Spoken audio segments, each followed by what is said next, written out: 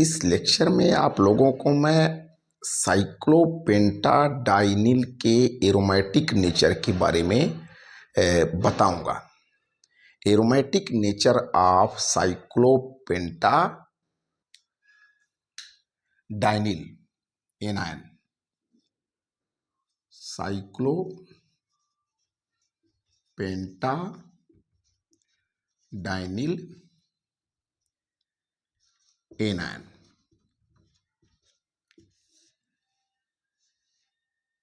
Cyclopentadiene से आप परिचित होंगे।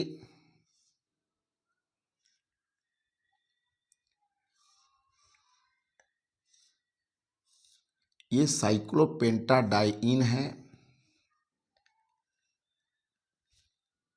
5 कार्बन एटम्स एक साइक्लिक स्ट्रक्चर को फॉर्म कर रहे हैं जिसमें 2 डबल बॉन्ड है।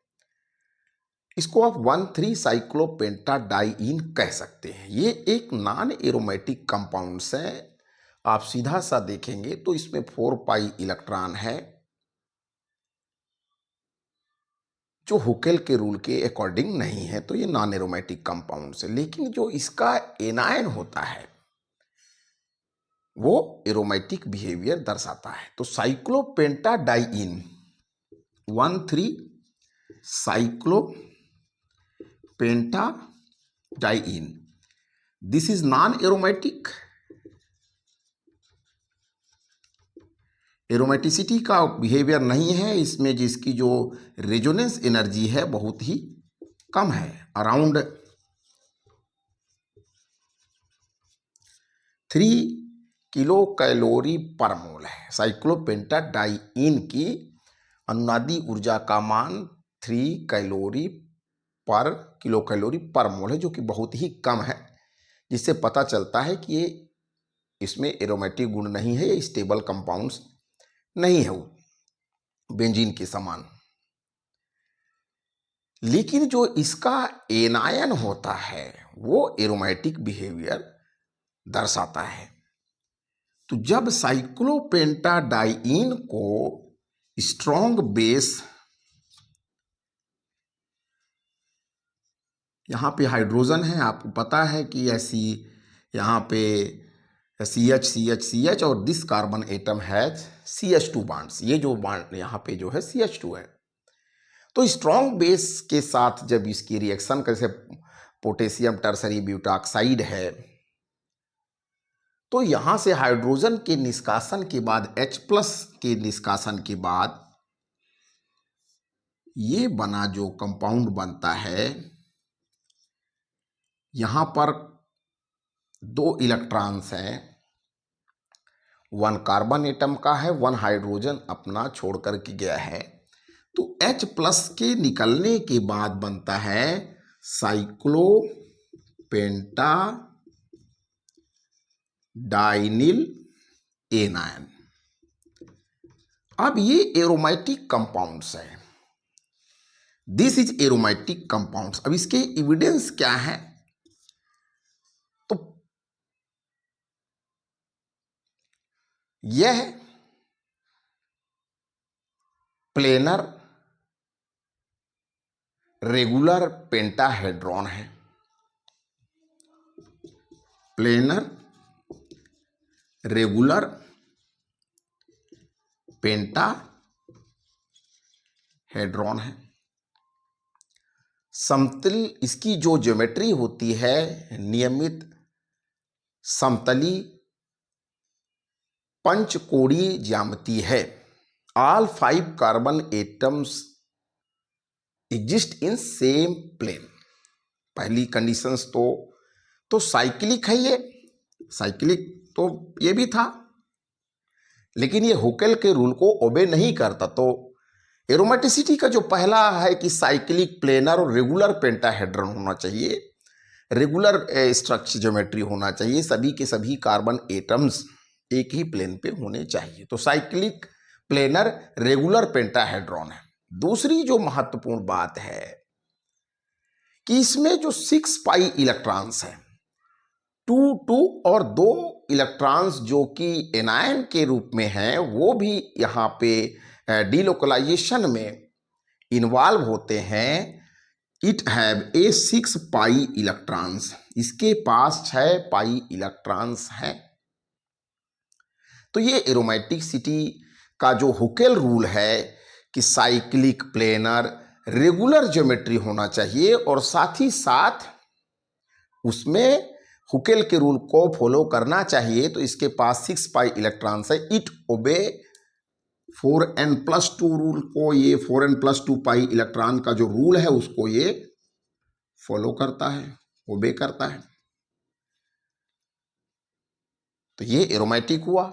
और इसके एविडेंस देखें, इसके रेजोनेंस से भी इसके स्थायित्व का पता चलता है।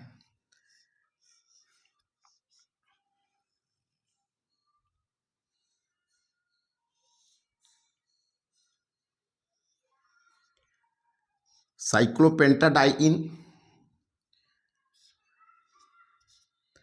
अगर इसकी रेजोनेटिक स्ट्रक्चर्स देखें तो कुछ इस तरीके की रेजोनेटिक स्ट्रक्चर्स होंगी इसकी।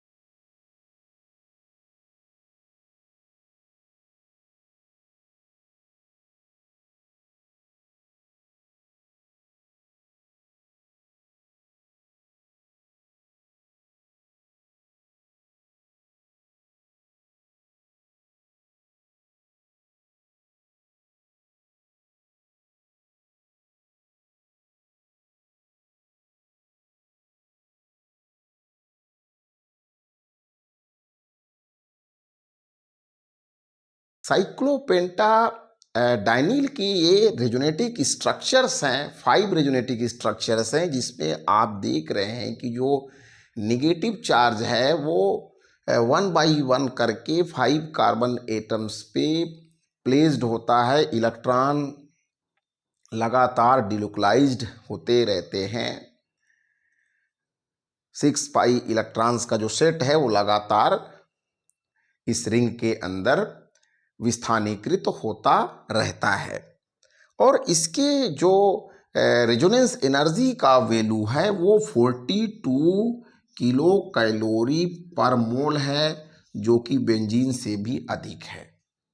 तो ये बेंजीन की तुलना में भी ज़्यादा स्थायी है और इसमें जो इलेक्ट्रोफिलिक्स प्रतिस्थापन अभिक्रियाएं हैं वो सरलता से होती हैं, बेंजीन की तुलना में भी सरलता से साइक्लोपेंटा। तो साइक्लोपेंटाडाइइन के एरोमेटिक गुणों की पुष्टि इसके जो साल्ट्स हैं, साइक्लोपेंटाडाइनिल के जो साल्ट्स हैं उनके स्थायित्व से भी पता चलता है। तो उन्हीं साल्ट्स की में से एक एग्जाम्पल जो महत्वपूर्ण एग्जाम्पल्स है वो है फेरोसीन, जिसमें हम देखते हैं कि साइक्लोपेंटाडाइनिल रिंग्स के बीच में जो फेरोसीन है वो सैंडविच के समान रहता है। तो इसको हम लोग शार्ट में साइक्लोपेंटाडाइनिल एनायन को इस तरीके से Cp- के रूप में दिखाते हैं। क्रोमियम, मैग्नीज, आयरन, कोबाल्ट, निकल, टाइटेनियम जैसे मेटल्स के साथ ये जब एक कंपाउंड्स बनाते हैं उसको बोलते हैं मेटाइलोसीन। तो एक एग्जांपल लेते हैं फेरोसीन के फॉर्मेशन का।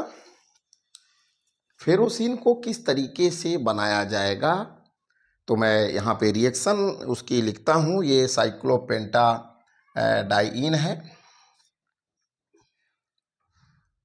इसको फेरिक क्लोराइड के साथ रिएक्शन करा रहे हैं, साथ में स्ट्रॉन्ग बेस के रूप में जैसे C2H5,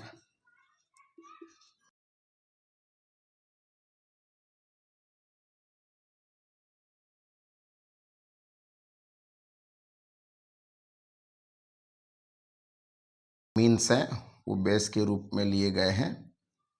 तो ये इस तरीके से सैंडविच के समान ट्रैप्ड है दो साइक्लोपेंटाडाइनिल रिंग के बीच में।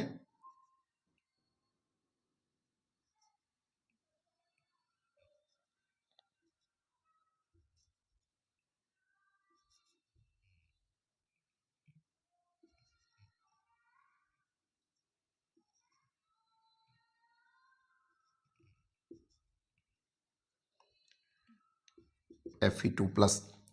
तो दो साइक्लोपेंटाडाइनिल रिंग्स के बीच में इस तरीके से जो मेटल आयंस हैं वो ट्रैप्ड हैं। इस कंपाउंड का नाम है फेरोसीन। तो जो साइक्लोपेंटाडाइनिल एनायन है वो फेरिक क्लोराइड और ट्राई एल्किल एमीन के साथ रिएक्ट करके इस तरीके सैंडविच स्ट्रक्चर वाला एक आयरन का सॉल्ट बना रहा है, प्रोडक्ट बना रहा है, जिसको बोलते हैं फेरोसीन बोलते हैं। और इसका जो मेल्टिंग पॉइंट है वो 172 डिग्री सेंटीग्रेड्स है। और एक्सरे क्रिस्टलोग्राफी से इसके जो स्ट्रक्चर की पुष्टि होती है कि दो साइक्लोपेंटाडाइनिल रिंग्स के बीच में मेटल आयन यहाँ पे Fe2+ है, किस तरीके से ट्रैप्ड है। तो फेरोसीन एक ऐसा कंपाउंड है जिसका मेल्टिंग पॉइंट आपने देखा 172 डिग्री सेंटीग्रेड्स है। और एक्सट्रोक्रिस्टलोग्राफी के अध्ययन से ये पता चलता है कि इस दो साइक्लोपेंटाडाइनिल रिंग्स के बीच में Fe2+ ट्रैप्ड है, दबा हुआ है। और ये सैंडविच के समान इसकी स्ट्रक्चर है कि ब्रेड के बीच में जिस तरीके से जो पोटैटो होता है प्रेस्ड रहता है, दबा रहता है, जिसको हम लोग सैंडविच बोलते हैं, उसी तरीके से यहाँ पे साइक्लोपेंटाडाइनिल रिंग्स के बीच में आयरन ट्रैप्ड है। सैंडविच के समान इसकी स्ट्रक्चर है। और यह बेंजीन के तुलना में भी ज़्यादा सुगमता से इसमें इलेक्ट्रोफिलिक प्रतिस्थापन अभिक्रियाएं जैसे कि सल्फोडीकरण, एसिडीकरण, मर्क्यूरीकरण जैसी अभिक्रियाएं सरलता से होती हैं। लेकिन इनमें नाइट्रीकरण और हैलोजनीकरण नहीं होता है। और उसका कारण है कि यहाँ पर जो फेरस आयन है उसके वो ऑक्सीकृत हो जाता है। तो ये फेरोसीन के समान जो साइक्लोपेंटाडाइनिल है वो अन्य क्रोमियम, मैग्नीज, कोबाल्ट, निकल, टाइटेनियम जैसे मेटल्स के साथ भी रिएक्शन करके इस तरीके के कंपाउंड्स बनाता है और इसको बोलते हैं मेटैलोसीन्स। बाकी के साथ में या इस तरीके के जो कंपाउंड्स बनते हैं जिनमें मेटल आयन दो साइक्लोपेंटाडाइनिल रिंग्स के बीच में ट्रैप्ड होकर के स्ट्रक्चर बनाते हैं, उसको बोलते हैं मेटैलोसीन्स बनाते हैं। तो साइक्लोपेंटाडाइनिल जो है वो मेटल्स के साथ मेटैलोसीन्स बनाता है। एक महत्वपूर्ण कंपाउंड है।